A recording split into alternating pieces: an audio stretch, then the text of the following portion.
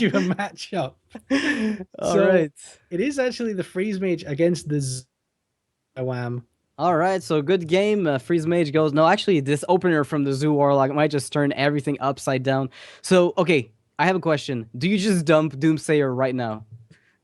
Uh, well, he can't throw it back, so I guess No, you're but putting like, do it. you just dump it on the board right now? Because you see that Undertaker opener. Oh, yeah, okay, he does it. He slams the Doomsayer on the board and prays for an R&B cowl. Yeah, that's what he's gonna do. He's just gonna try and kill the Undertaker with a He's like, Doomsayer. you know what? There is absolutely no good response in circumstances like these. Let's go all in. And I think this is going to get to turns where he can finally play, Frost Novas and Cones of Cold, possibly whatever it is that the new freeze mages tend to run. A one of Cone of Cold is not that unusual. So he could develop an ice barrier or an ice block here. Blood Mage is slightly better because you can still develop those. He's got no board presence as a result of you playing the Doomsayer really early. Like he can't just kill it and then play something else. So developing Blood Mage for card draw is perfectly fine. Two secrets in hand already. We talked about the Mad Scientist and how you need to get value from that in this matchup. Acolyte of Pain a little bit slower than he probably wants in this match. There's lots and lots of options in the hand of the zoo, and Hmm. saving that haunted creeper last turn instead of and playing the harvest golem instead of maybe the haunted creeper and flame imp, he's going to have two death rattles to play on this turn and buff that second Undertaker.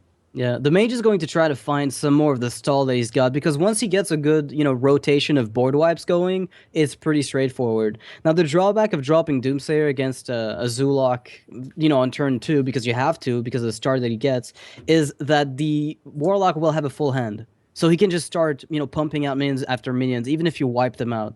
So this gives him a little bit more of a hand fill, and he's going less all in on the board as a result. And also, Death Rattle minions tend to be very sticky. Or icky. So he's going to go with the haunted creeper and the clockwork gnome, uh, buffing up the Undertaker. Does get the frost nova for Kitkatz. Yeah, very good card here. Going to help him stall a little bit. Does he have to play just yet, or can he just wait a little longer? Electing, attacking the Clockwork Gnome, or... I mean, drawing card is obviously very important here. He needs to find even more board wipes, because Frost Nova Blizzard is nice, but like, how nice is it? In the immediate sense. It never feels good when you have to drop frost. Really, just stalling like that with frost nova against aggro and putting them back a turn when you don't have any answers. It Mm-hmm. never feels that great. Yeah, I'm just curious what he's going to opt for because I mean obviously if he Frost Novas now he's going to be able to get a Blizzard up next turn, which is a really good follow up. But if he can't kill the Haunted Creeper next turn, I guess you could ping the Haunted Creeper and Frost Nova afterwards to guarantee the Blizzard doesn't kill it and give you even more stuff to deal with. Yeah, he does Sure. exactly that. All right. Well, so that made I guess that made sense after thinking a little bit about the play. Now, turn five. Do you just slam a Doom Guard here? Oh, you just pass. You let the mage wipe this board. You know he's been waiting for it for a long time. Yeah, absolutely. You got to save that Doom Guard for when you need it. But he does have a Void Walker and a Flame Imp in hand. He actually has some really good tools to refill the board if he decides to just pass here. Yeah, exactly. That's what playing a Doomsayer against a Zoo early will do. Dumping the Voidwalker. Well, it's very interesting when it's not going to die straight away to the Blizzard, but he's going to die to the Acolyte. Yeah, Acolyte's going to draw another card. That is actually really good for him. Kitkat's Yeah, getting maximum value out of the Acolyte of Pain so far. yeah, I'm really not sure about the choice to put that Void Walker down there. It was a sacrificial lamb, I guess. I guess you stop the Harvest Golem token dying or any something like that, but No, I wouldn't even have done that. I mean, the only thing you're protecting is the 2/1 that spawns. That's it, really. yeah. It doesn't even help that much. And now, however, if you look at Kitkat's hand, it's pretty dry. Oh, wow. All right. Well, 4 imps. Oh dear. Here they come, Four ladies and imps, gentlemen. Knife 4 free Juggler damage straight to the face. That's 4 damage. Oh, goodness. But at least there's no Doomguard play or anything like that, as long as the board is completely filled, which it is. That is something you've got to be aware of. Actually, with Implosion, Oh. this is a position Zoo can get itself into. Antonidas is not what was required, but And Cone you of don't even Cold want to here? kill anything. You don't even want to kill anything because you're afraid of bigger drops coming down. Mm. And you have no Flame Strike, no Blizzard, no Nova, but you still have to. It's one of those situations where you just have to do something, but nothing you do makes you happy. I mean, you could Cone of Cold and ping the Undertaker, I guess. I think if you Cone of Cold, you have to develop a secret, just so you don't have to later. That's true. It does. When are you going to get that 3 mana in to develop? And in fact, both Ice Blocks in hand, Mad Scientist is just out of the equation at this point, really. That Frost Nova fetch is real. Almost for Arcane Intellect. All right, this will do it. That Blizzard is going to be amazing. Sure, he's going to go for the Cone of Cold to stall the Undertaker and the Knife Juggler. Yeah, this might. Oh wow, Nerubian Egg just to annoy the Blizzard after everything is said and done. Wait, Sure. he plays.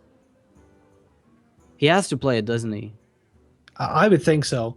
I think you've got to think that, as you say, if he having frozen those 2 minions, you've got to think that he's stalling for something like a Blizzard or even a Flame Strike.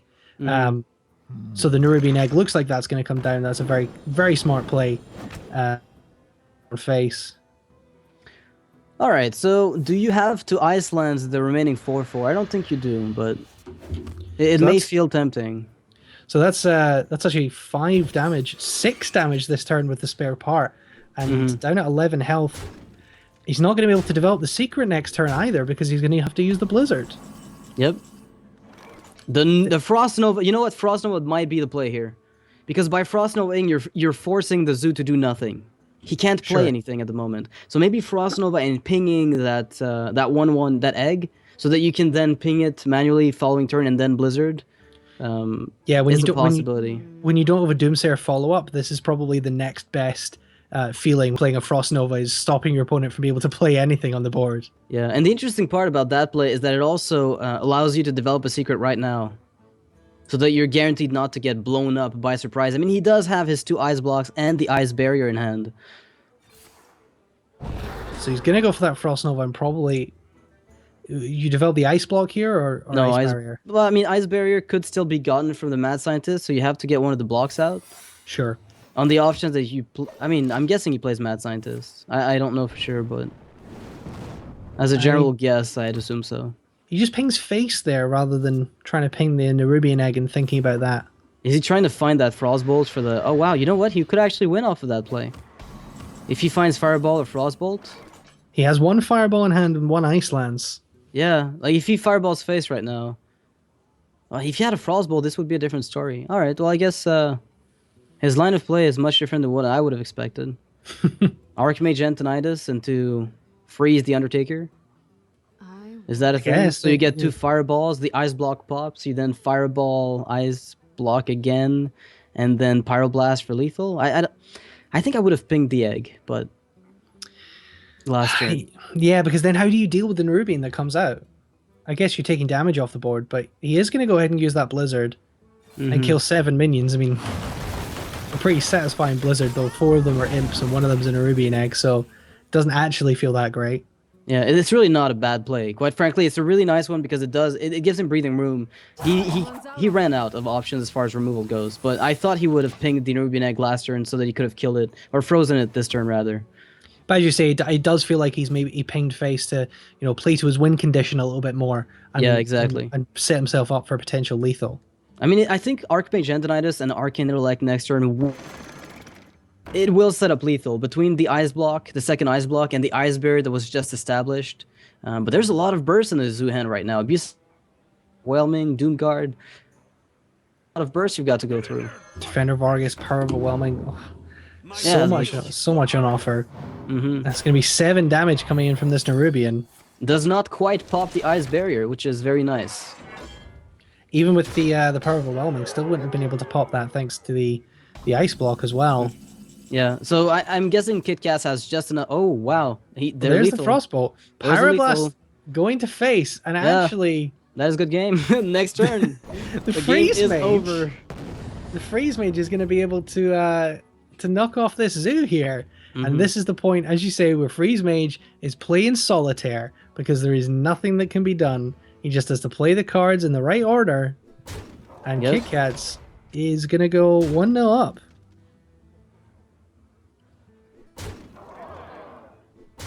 And the Ice Block's going to get popped here.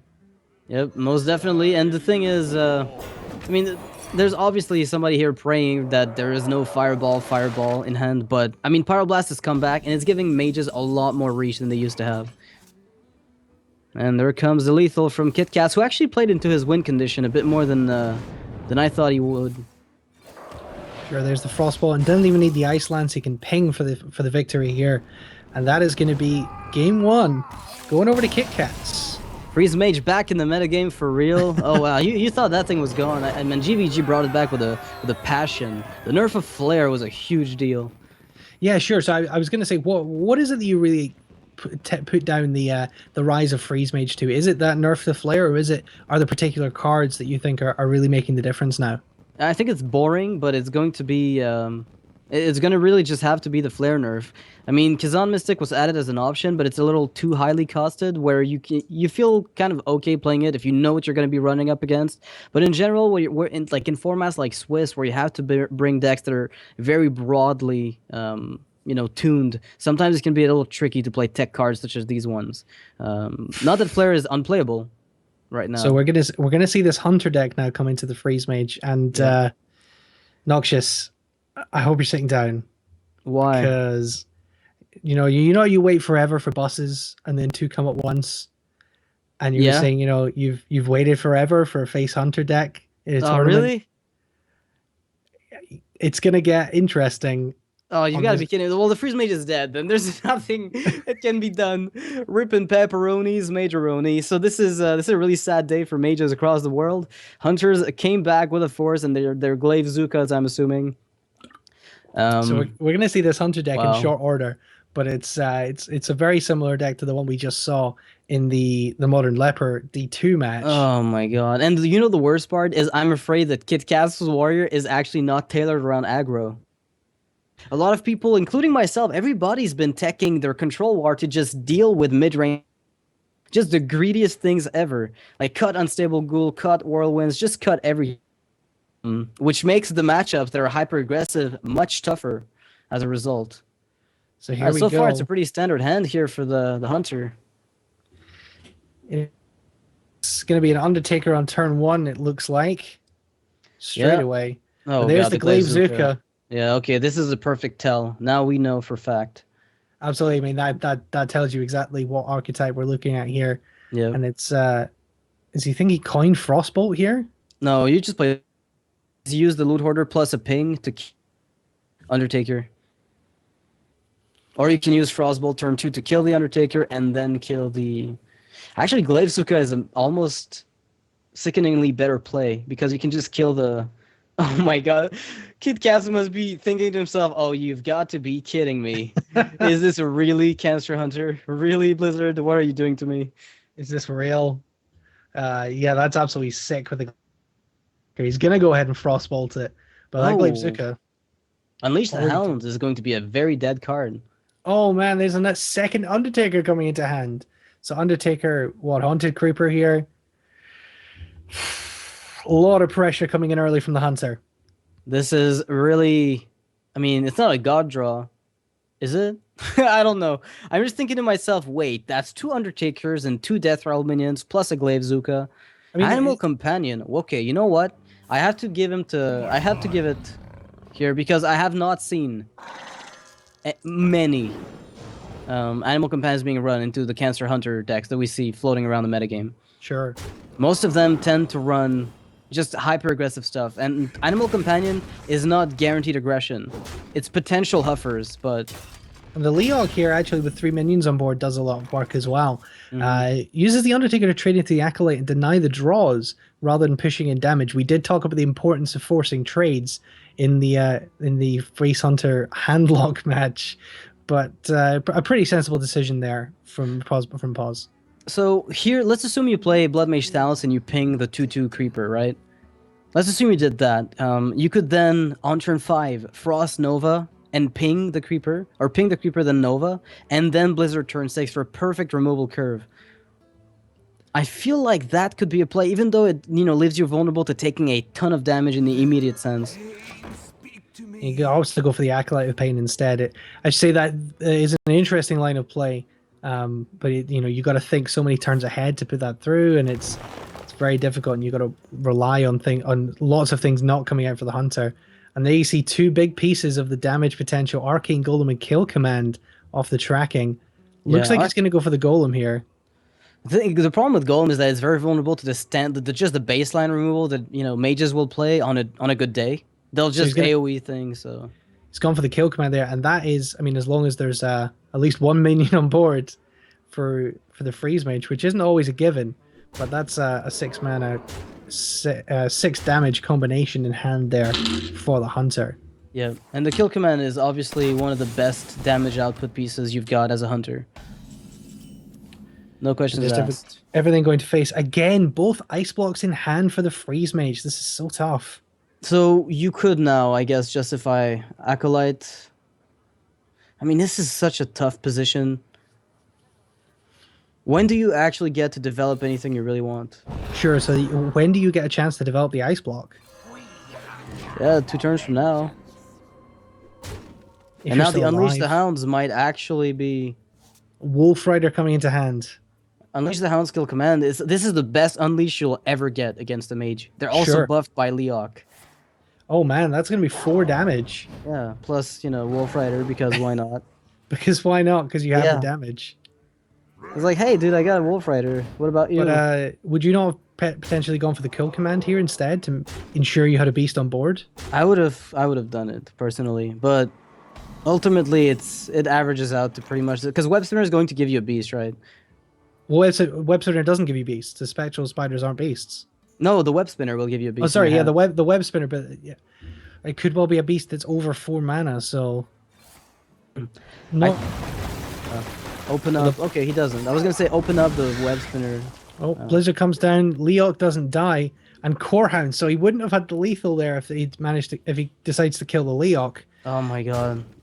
but he kills the spider. Yeah, killing Leok. The only difference kill is you Leok. died to Kill Command, but either way you were already dead because of hero power. So Yep. ultimately, killing Leok or not killing Leok was an irrelevant decision. And yeah, Face Hunter getting away with the mage's face here. Unbelievable. I have your nose. Yeah, there's no way. This is such a one-sided matchup at times. Like it's incredible. If you get your mad scientist early and you manage to get those secrets out, they will buy you enough time to stabilize. But you really need to get that god draw. We apologize for making you watch the Freeze Mage Face Hunter matchup. Counseling will be available on your way out the door. That was, frankly, that was cruel to display that publicly. It was like a mugging or something. It was just. It was a horrible. good fight. It was a good fight put up by the mage. But as I said, like really, Mad Scientist is a crucial part of winning that matchup because you really do need to get those secrets without having to spend mana and tempo on it. You have to be able to get those secrets out for free. Otherwise, it costs you way too much time. And we're going to see the Control Warrior of Kitkat's signature deck, the Godfather of Control Warrior. He's going to have to take on a Face Hunter. So what does the Warrior have to do here? Obviously, you have to draw Fiery Wind Axe. Well, you have to. So there is one way in the game to deal with Undertakers positively, and that way is Fiery War Axe. There is not a single other card in the game that can actually deal with an Undertaker in a 1-for-1 basis. Because I mean, it is a 1-mana card. So you have to consider the mana cost of the Undertaker, and there is nothing that takes it out efficiently. At best, Holy Smite, Arcane Shot are going to be 1-for-1s. Fiery War Axe is the only card that can 2-for-1 Undertaker. He's the only card in the game. And that's pretty much the strength of Warrior against Hunter. But being hyper-aggressive, since I don't know Kitkat's exact deck list, if his deck is very teched, for late-game decks, it's going to be very tough for him to find the answers he needs. I mean, what are you going to do if he plays, double BGH? Or if he's playing very, very greedy late-game minions? Is he even going to be able to get them out? That's going to be very tricky. So Armor Smiths, obviously, being very, very strong cards. Is that what I think? That Warrior has Kitkat's tattooed on its forehead.